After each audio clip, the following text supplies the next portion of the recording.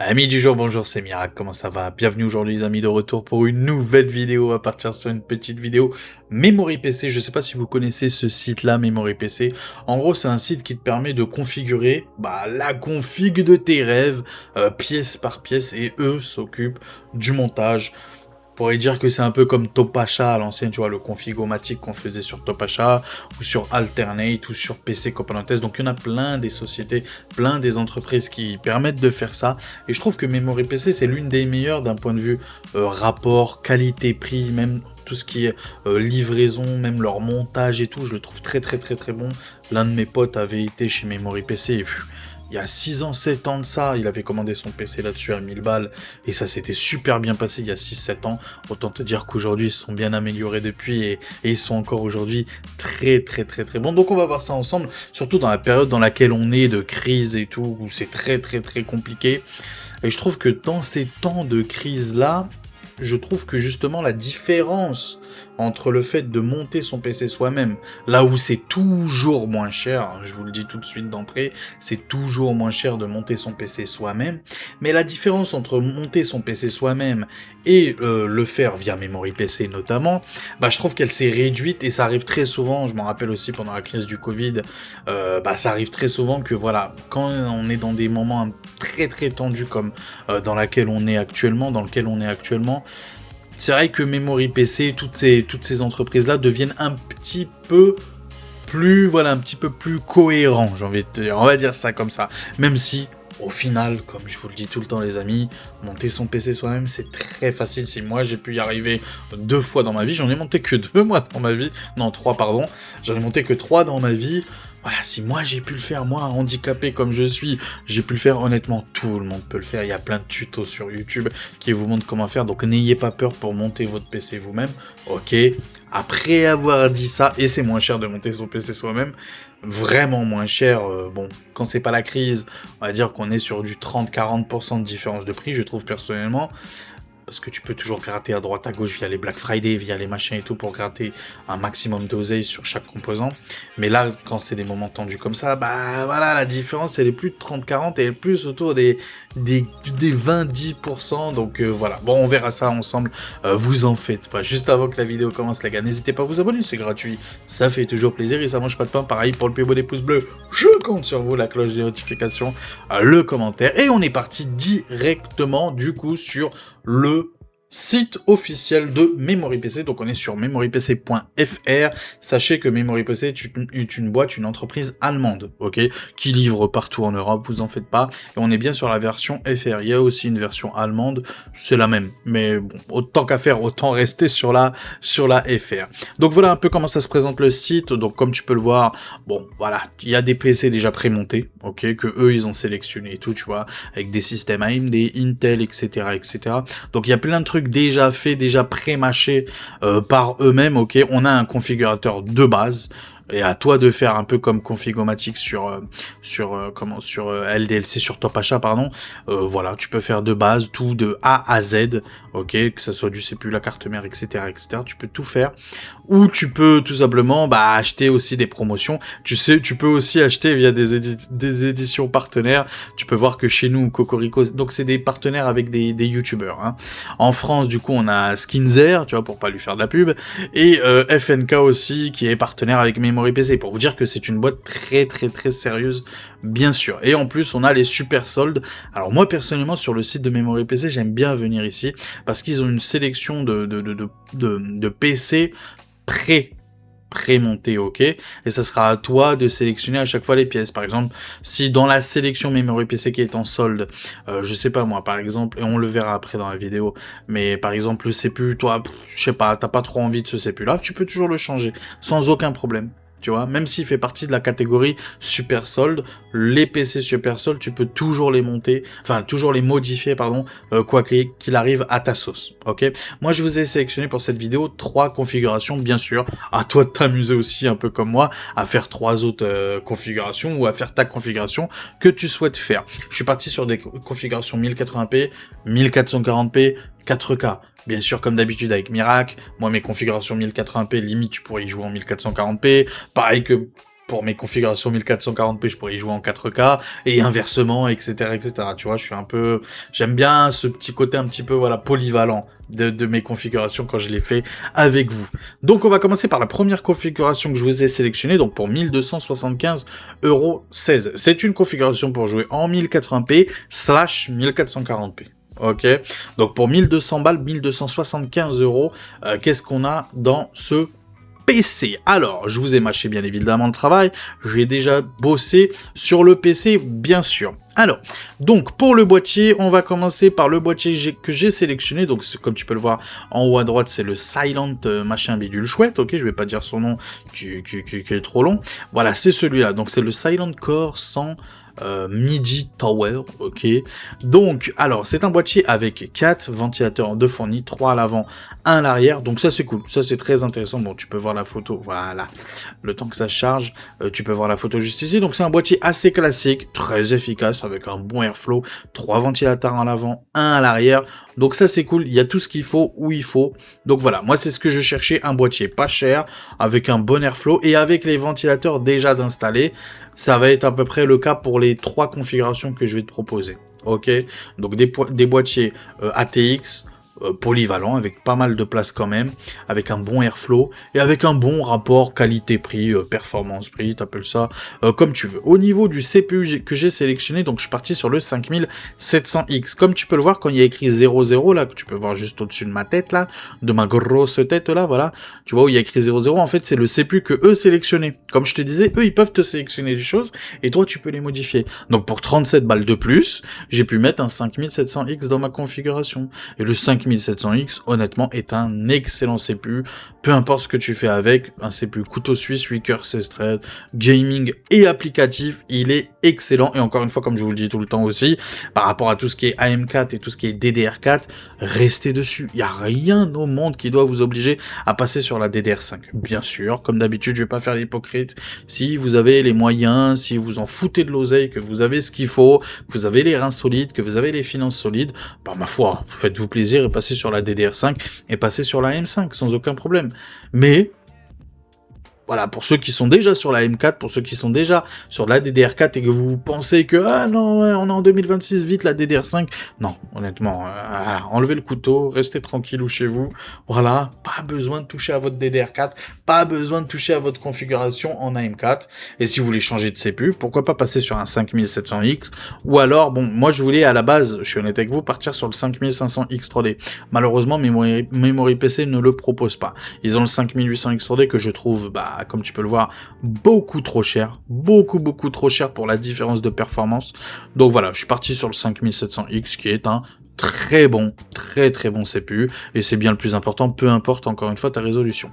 On continue avec le Ventirad, donc je suis parti sur le Arctic Freezer 36, bon j'ai plus besoin de le présenter, celui-là, bon vous le connaissez, hein, je pense, donc c'est un Ventirad, donc à radiateur unique, mais entouré de deux, enfin il est pris en sandwich par 2 ventilateurs, ok, donc c'est pas un double tour, hein, c'est pas un double radiateur, hein, c'est juste un radiateur avec, enfin quand je dis un radiateur, tu m'as compris, avec 2 ventilateurs qui le prennent en sandwich.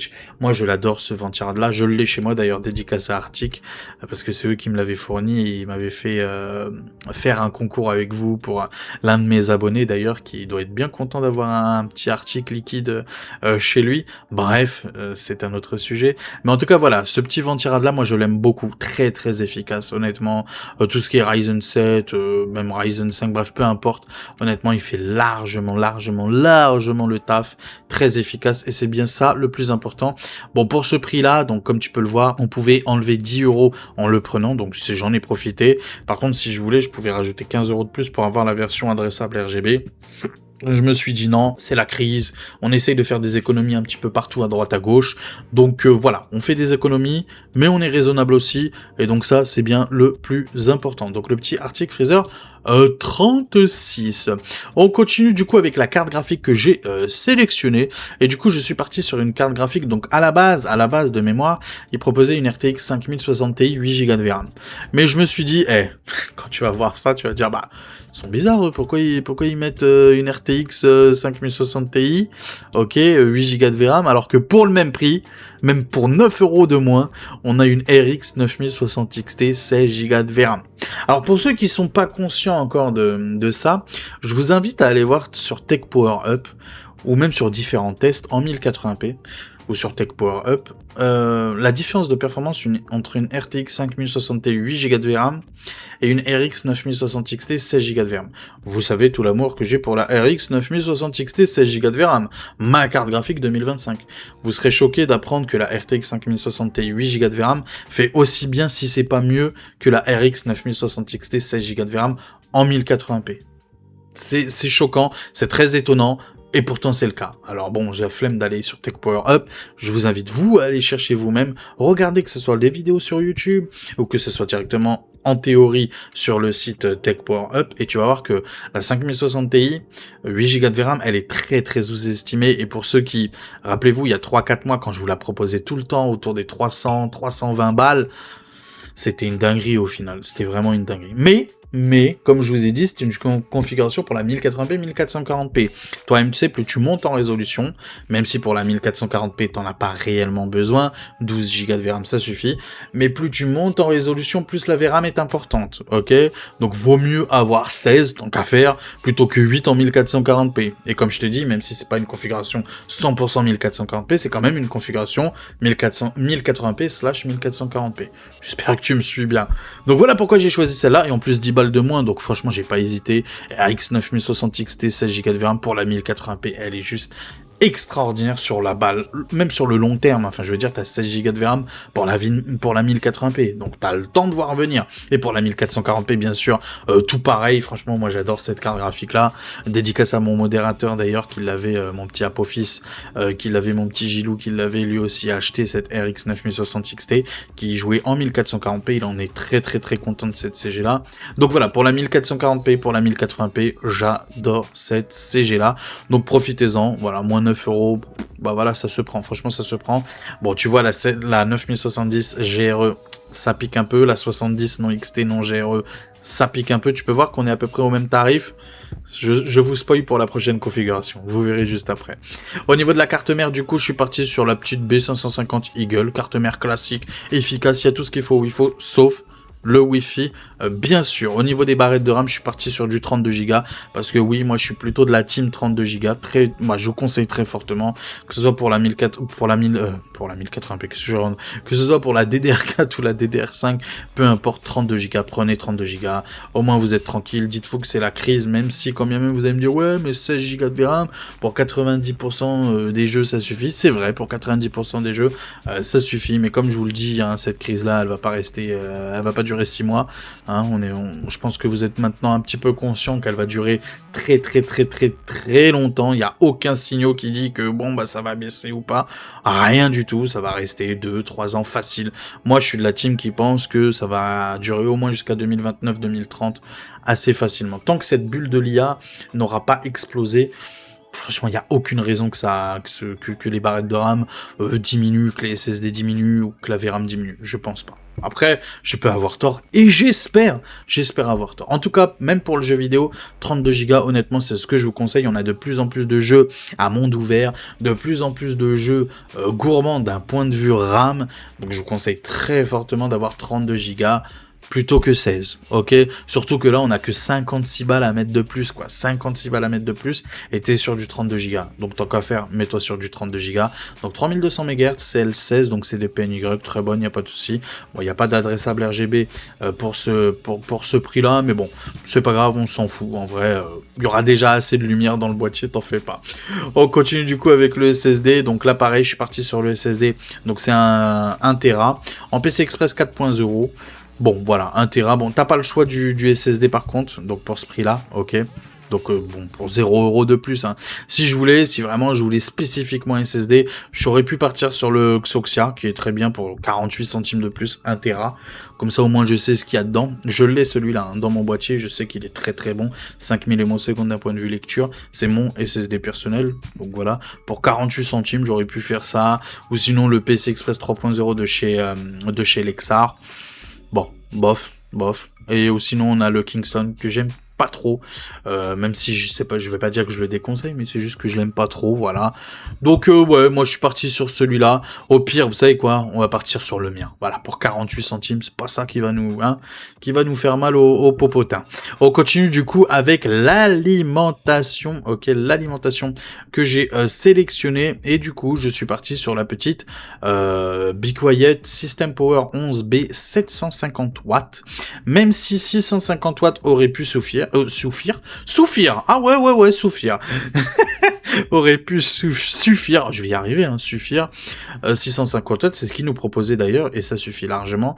Je me suis dit, pour 94 centimes de plus, t'as une 750 watts, tant qu'à faire, autant passer sur la 750 watts pour 94 centimes de plus.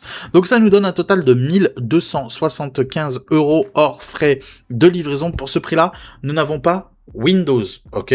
Je préfère préciser, pour ce prix-là, nous n'avons pas Windows. Bien sûr, tu auras une version Windows déjà installée, la version gratuite, ok, déjà installée. Si tu recherches une licence Windows 11, notamment la 11 Pro, que moi personnellement j'ai, et je pense que maintenant tout le monde utilise les Windows 11 Pro notamment, dans la description plutôt de la vidéo, tu trouveras un lien, ok, un lien d'une boutique française. Ultra fiable, ok, ultra connu, ultra fiable. Le lien est dans la description. Je crois que leur Windows Pro 11, je crois qu'il est autour des 10 balles, ok. Pour 10 €, t'as une licence claire, nette, fiable, voilà, 100% officielle, ce que tu veux.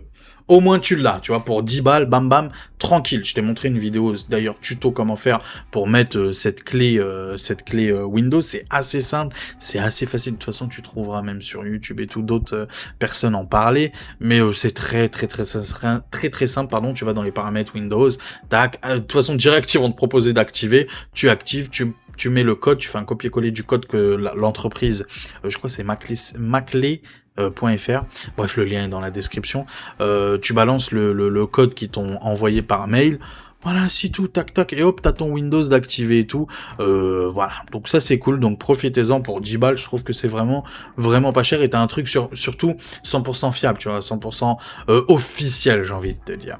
Donc voilà, n'hésitez pas sur le site de Memory PC pour cette configuration-là, 1080p/1440p. Qu'est-ce que ça donne in-game? Ok, qu'est-ce que ça donne in-game? Là, on est sur Resident Evil Requiem, ok, Resident Evil Requiem. Vous avez toutes les informations en haut à gauche de votre écran, avec la moyenne d'FPS, le comportement des CG, le comportement du CPU, etc., etc. Vous voyez qu'en moyenne de FPS, donc on est sur la qualité Ultra++, FSR 4 native, on est à 104 FPS de moyenne sur le dernier Resident Evil. Je trouve que c'est très intéressant, vraiment très intéressant.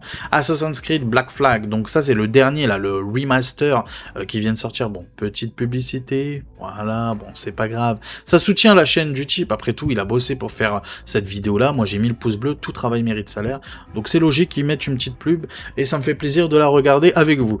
Donc 83 FPS de moyenne sur le dernier Assassin's Creed, donc le Black Flag Remastered, c'est ça, donc voilà, moi je trouve que c'est très intéressant pour un Assassin's Creed, 84 FPS pour la 1080p. En Ultra++, bien évidemment. Voilà, pour ceux qui veulent aller encore un petit peu plus loin, pourquoi pas activer le FSR qualité, pourquoi pas, mais moi je trouve que déjà, rien comme ça, je trouve qu'il est très intéressant, et en plus le jeu est vraiment très beau. BF6, du coup, en qualité médium, bien sûr, comme d'habitude, moi c'est le conseil que je vous donne. Lui, il a mis en médium, moi honnêtement, je serais allé encore plus loin dans les jeux compétitifs, les jeux multijoueurs. Moi je vous conseille très fortement de mettre vos paramètres le plus bas possible, peu importe votre résolution, pour avoir un maximum de FPS. Voilà, après avoir dit ça, lui il a mis en médium, ok, il est à 127 FPS de moyenne, donc c'est petite dinguerie. Forza Horizon 6, on est à 142 FPS de moyenne en 1080p, FSR 4 natif, bien sûr. Fortnite, pareil, il a mis en épique, ce que je déconseille bien évidemment sur Fortnite, on est à 109 FPS de moyenne. Qu'est-ce que je peux vous mettre d'autre? Tiens, The Witcher 3.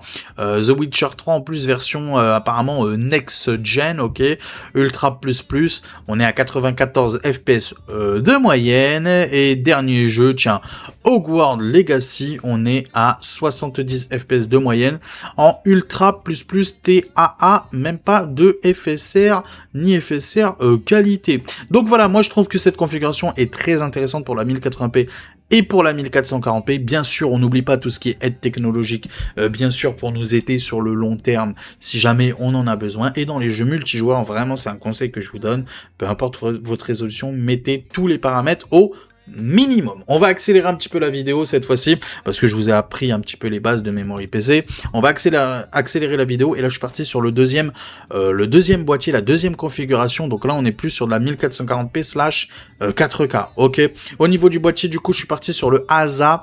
Je sais pas si je peux vous le montrer très rapidement, voilà, juste ici. Je suis parti sur le ASA, donc c'est le même combat que l'autre que je vous ai montré juste avant. C'est juste que là, bon voilà, j'ai voulu prendre celui-là. J'ai essayé de prendre le moins cher possible, avec comme d'habitude l'objectif d'avoir tous les ventilateurs d'inclus dedans, que tu peux voir, bah voilà, hein, préinstallé 3 au niveau de l'avant, et au niveau de l'arrière on en a un aussi de préinstallé en 120, bien sûr 120. Donc voilà, moi ça me fait vraiment penser à Antec. Je sais pas si ça vous fait penser au boîtier Antec. Je trouve que ça fait penser au boîtier Antec. Donc voilà, très bon boîtier, très bon airflow. Voilà, que dire. Bon, c'est un bon boîtier avec un beau airflow, et c'est bien ça le plus important. Au niveau du CPU, je suis parti sur le 7500F que j'aime beaucoup. Le 7500F, comme je le dis tout le temps, c'est un 7600 sans partie graphique, avec un bon potentiel d'overclocking.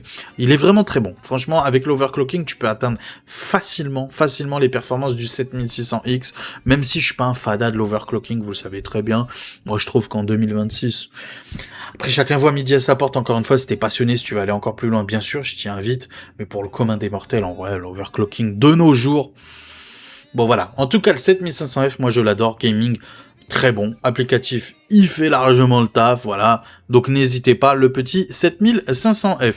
Au niveau du ventira, du coup je suis parti sur le même, le Arctic Freezer 36, je me suis pas fait chier parce qu'il est vraiment pas cher actuellement chez Memory PC.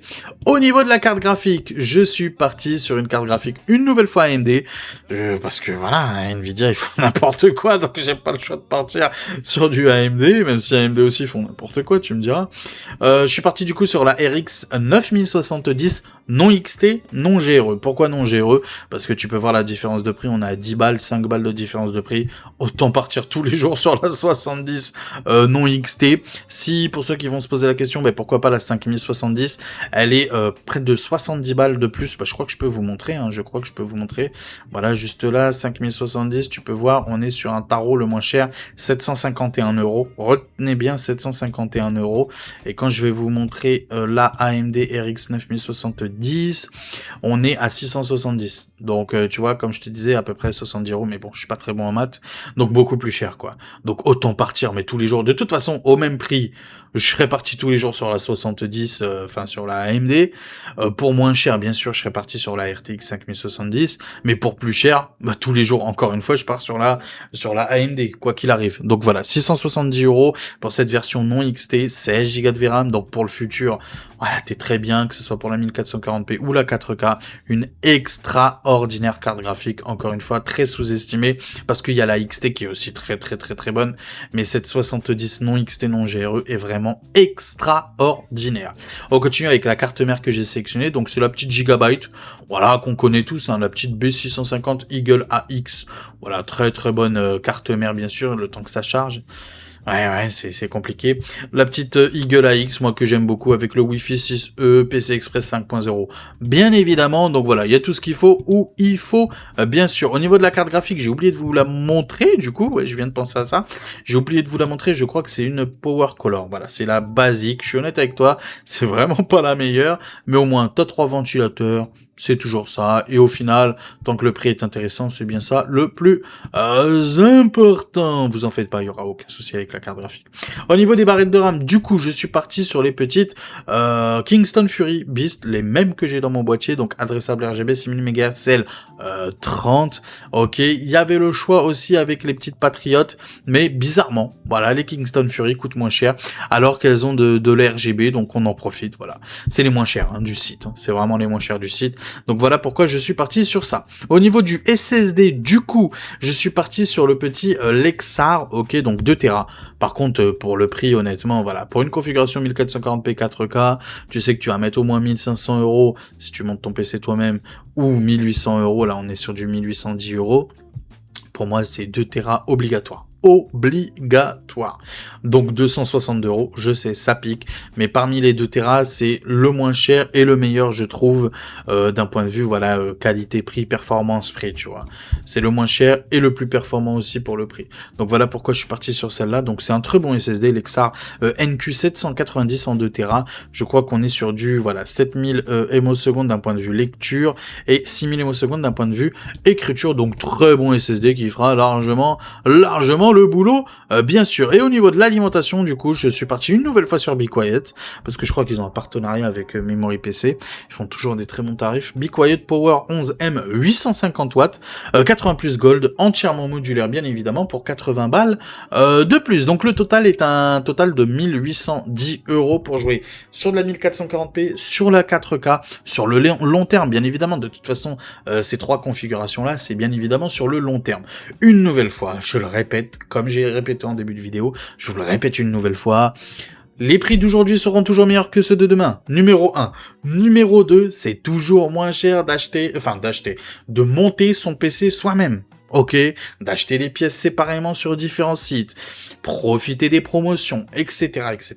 Cette même configuration-là, via les promotions à droite, à gauche, via le futur Black Friday et tout, il y aura moyen, si tu le montes toi-même, que ça te coûte autour des, 1600 €. Voilà, entre 1500 et 1600 €.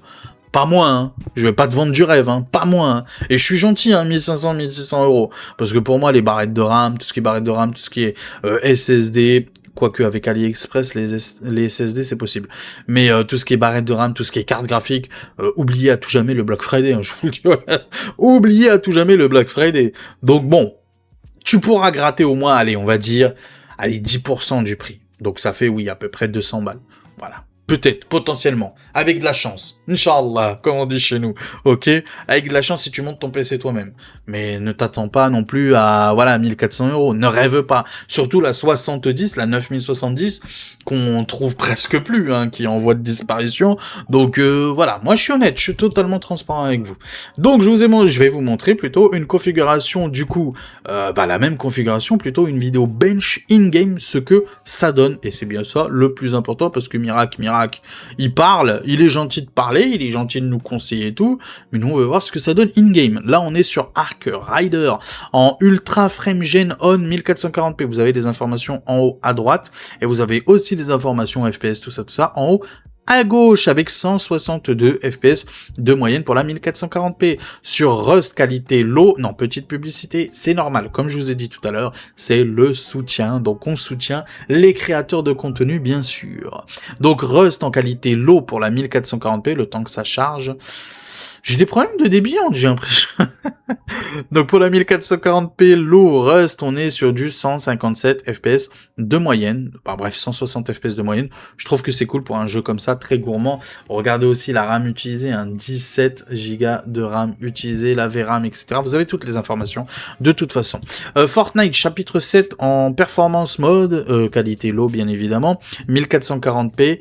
On est sur du 400 FPS on va dire de moyenne à peu près. Donc c'est cool. Pour un jeu comme Fortnite, franchement, c'est ultra intéressant.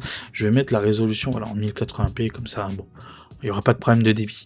On continue avec Marvel Rivals en qualité low, 1440p, on est à 160 FPS de moyenne, donc c'est cool, tu vois, les jeux compétitifs, faut les mettre en low. Là, on est sur Black Ops 6, bon, là, c'est le mode histoire. Voilà, là, c'est le mode histoire, il a mis en ultra 1440p, mode histoire. Le mode histoire de Call of, je dis pourquoi pas en ultra. Le mode compétitif, le mode multijoueur, toujours paramètres compétitifs, donc le plus bas possible, bien sûr. On est à 76 FPS de moyenne, il a tout mis à fond de balle, hein. Tout.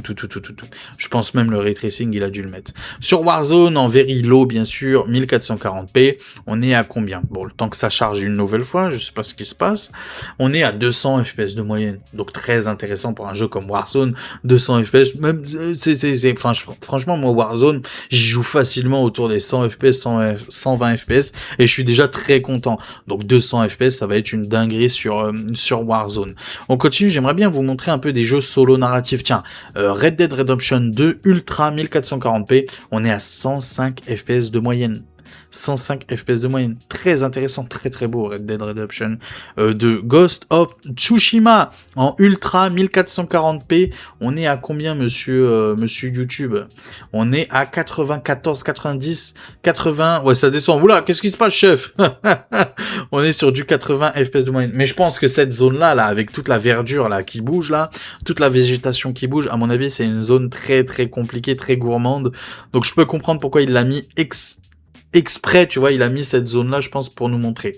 80 FPS de moyenne. The Last of Us Part 2 en ultra, on est à 85 FPS de moyenne. Bien sûr, il a pas mis de multiframe ou de frame ou de je ne sais quoi d'autre, hein. Bien sûr, bien sûr. Ou de FSR, j'allais dire DLSS, de FSR ou quoi que ce soit. Là, sur Marvel Rivals, Marvel Spider-Man 2 en ultra, RT, FrameGen, on, etc.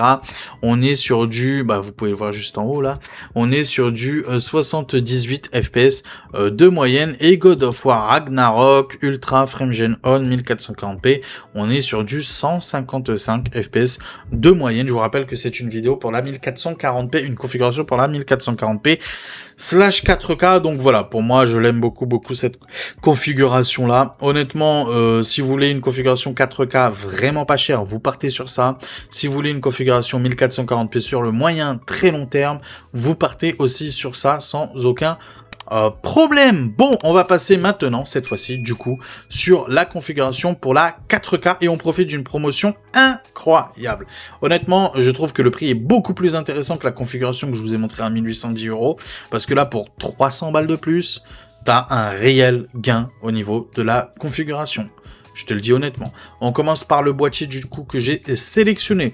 Et le boîtier que j'ai sélectionné du coup c'est le Froze N Aura. Donc j'aimerais bien vous le montrer. Où est-ce qu'il est? Voilà, juste ici. Le Aura Midi Tower. Ok, je crois que c'est le même que le premier boîtier que je vous ai montré. Je sais plus. Bref, en tout cas voilà. Très beau boîtier. 4 ventilateurs bien évidemment d'inclus. Très bon airflow. Bien. De possibilités. Bien de... Voilà, tu auras la possibilité de mettre des ventilateurs supplémentaires, de mettre des water cooling sur le top notamment. Donc voilà, il y a de quoi faire, il y a de quoi s'amuser avec ce boîtier là. Au niveau du CPU, c'est le 7800 X3D. J'ai besoin de le préciser, le meilleur CPU en gaming, avec le 9800 X3D. Donc voilà, le King, j'ai même pas besoin d'en dire plus, gaming applicatif, il n'y a aucun souci là-dessus sur le très long terme, honnêtement, il n'y a pas de problème. Au niveau du ventilateur et du water cooling plutôt, je suis parti du coup sur un water cooling, et oui les amis, je suis parti du coup sur le water cooling de chez Corsair, donc c'est le Corsair Nautilus 360 RS pour 59 balles de plus. Oui, je suis parti sur un water cooling. Je sais bien que même les moins chers des ventirades limite, pour un 7800 X3D, il n'y a aucun problème. Mais c'est une configuration pour moi haut de gamme, donc j'ai voulu me faire plaisir. En plus, je suis parti sur mon préféré water cooling, vous le savez bien, je l'adore. Esthétiquement, hein, je parle, je l'adore, je le trouve incroyable. Les Corsair Nautilus, je les trouve juste tellement beau, tellement beau. Après, chacun voit midi à sa porte. Encore une fois, les goûts et les couleurs.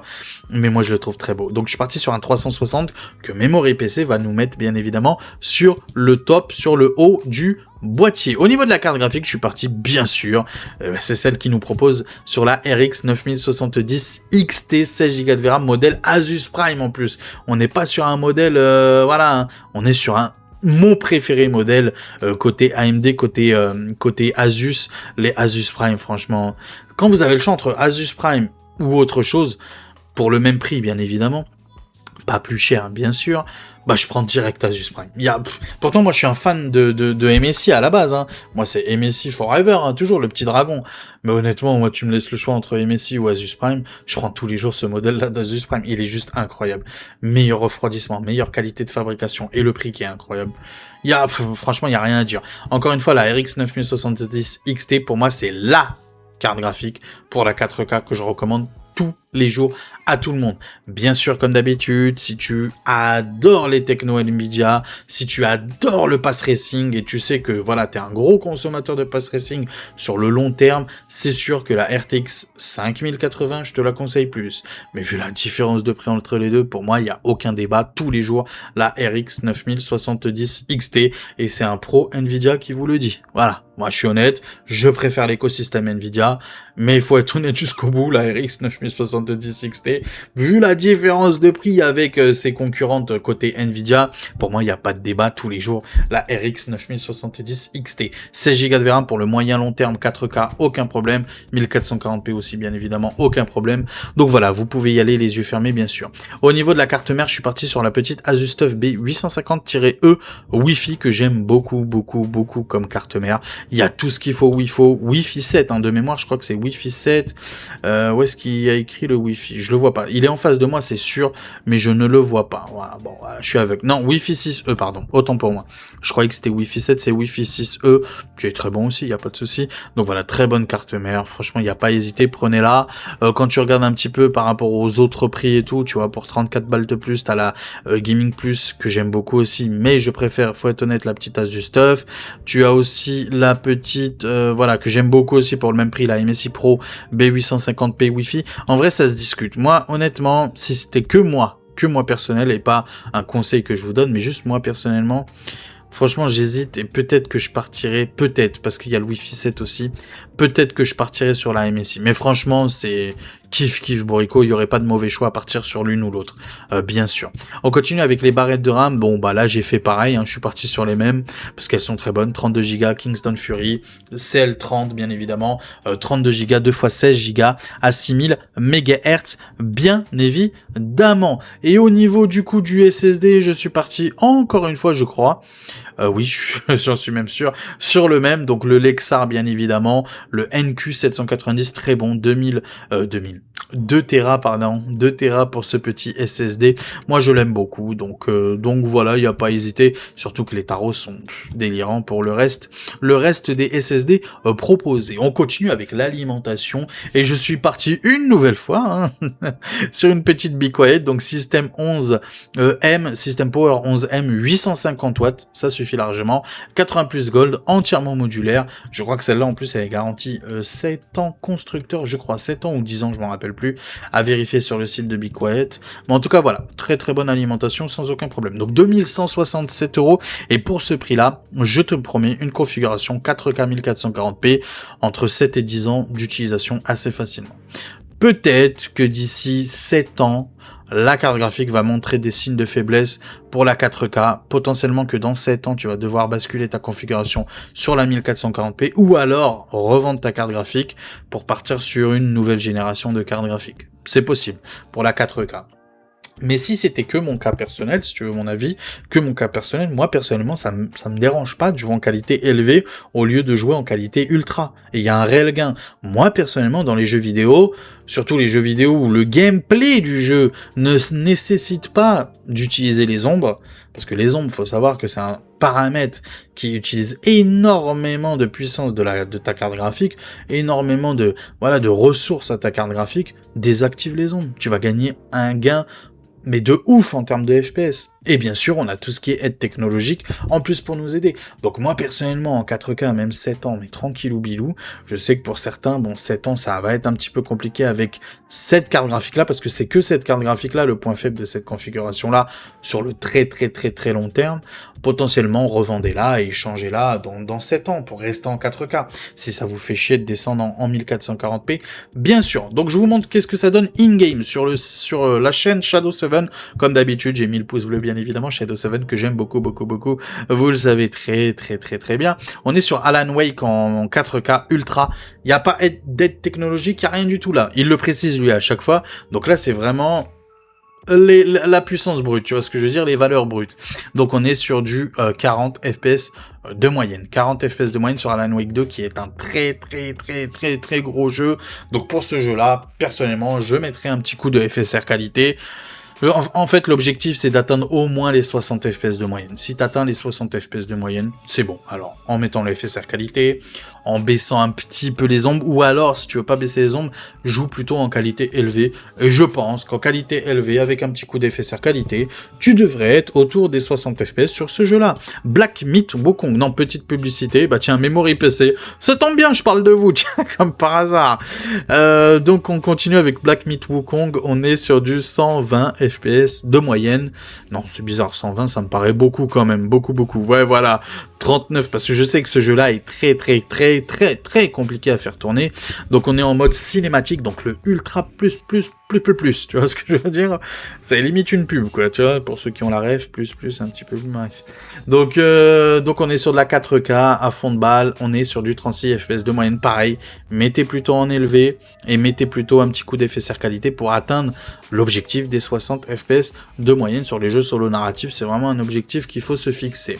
On continue avec Call of Duty Warzone, le Battle Royale de Call of Duty Modern Warfare. Donc on est en 4K, donc extrême, ce que je déconseille bien évidemment sur Warzone. On est à 110 FPS de moyenne, qui c'est déjà franchement très bien pour un jeu comme Warzone. Cyberpunk 2077, on est à combien de FPS de moyenne, mon ami? On est à 60 FPS de moyenne en qualité ultra que toujours pareil, sans aide technologique. Donc très intéressant. Forza Horizon 5, on est à combien d'FPS de moyenne? On est à 114 FPS de moyenne, à tout à fond de balle, même le ray tracing à fond de balle. Je trouve que c'est très intéressant pour un jeu comme Forza Horizon 5. On continue avec GTA, pareil, ultra ray tracing on est à 50 FPS de moyenne. Là, pareil, un petit coup d'effet serre qualité, voilà, bon, ça mange pas de pain, et désactiver le ray tracing, en vrai, pour un jeu comme GTA, bon, c'est vrai que c'est beau, hein, franchement, c'est beau. Dites-vous que ce jeu-là, je crois qu'il est sorti en 2013, non? Je sais plus quand est-ce qu'il est sorti, 2012, 2013, un délire comme ça, quoi. Début 2010, quoi, tu vois ce que je veux dire? Voilà, 2010, 2011, 2012, je sais plus. C'est un truc de ouf, comment il est beau, comment il a bien vieilli, comment ils l'ont bien modifié et tout, c'est... GTA 5, j'ose pas imaginer GTA 6, hein. Même si moi, je suis un des seuls, peut-être, je sais pas. Peut-être parce que je vieillis aussi. Je suis vraiment pas hype. Quand je vous dis hype, comme je devrais être hype, hein, bien sûr, je suis hype un petit peu de GTA 6, mais je suis pas hype de ouf comme je l'étais il y a 4 ou 5 ans, franchement. Ou qu'il y a même beaucoup plus, enfin, dans ma jeunesse, franchement, tu me dis GTA 6, il va sortir dans 6 mois, je pense qu'à ça, limite, tu vois. Aujourd'hui, ouais, bon, c'est pour montrer des trucs pas bien, tu vois, aux jeunes, c'est pour montrer... Je vais pas faire le daron, mais... La vie déjà est tellement folle sur les réseaux sociaux et tout, c'est pas pour ajouter... Et encore, tu vois, en vrai, si GTA... Là, c'est un autre débat. En vrai, je pense que je devrais faire une petite vidéo là-dessus, parce que ça me tient à cœur. Mais en vrai, si GTA... Bon, il est Peggy 18, y a pas de souci, mais si vraiment il était réellement, dans les faits, interdit au moins de 18... qu'on puisse pas l'acheter, voilà, que les jeunes ne puissent pas l'acheter, ne puissent pas y jouer, etc., je dirais pourquoi pas, voilà, c'est un truc d'adulte, bah écoutez, les adultes, ils font bien ce qu'ils veulent, ils sont adultes, ils sont majeurs, donc pourquoi pas, comme il y a même, il y a des trucs de malade mental dedans, dans le jeu. Mais le problème, c'est qu'en fait, on le sait très bien, je pense que 60% des joueurs, 50% des joueurs, ils ont moins de 16 ans sur GTA, c'est triste, mais c'est comme ça, on va dire la grande masse, je pense que vous verrez qu'ils auront moins de 18 ans, au moins la moitié. Et c'est ça qui fait un petit peu peur, tu vois. Tu me diras, on n'a pas besoin de GTA pour partir voilà, que la société part en couille. Mais voilà, peut-être je vieillis. En vrai, je pense que c'est parce que je prends de l'âge, hein. Je pense que c'est surtout pour ça. On est sur quoi, là? Sur Horizon Forbidden West, on est à 78 FPS de moyenne, donc c'est très intéressant pour un jeu comme ça, c'est très intéressant. Marvel Rivals, on est à combien de FPS de moyenne sur Marvel Rivals, jeu compétitif une nouvelle fois. En Ultra++, on est à 56 FPS de moyenne. Red Dead Redemption 2, les amis, on est à combien en Ultra++? 71 FPS de moyenne en Ultra++.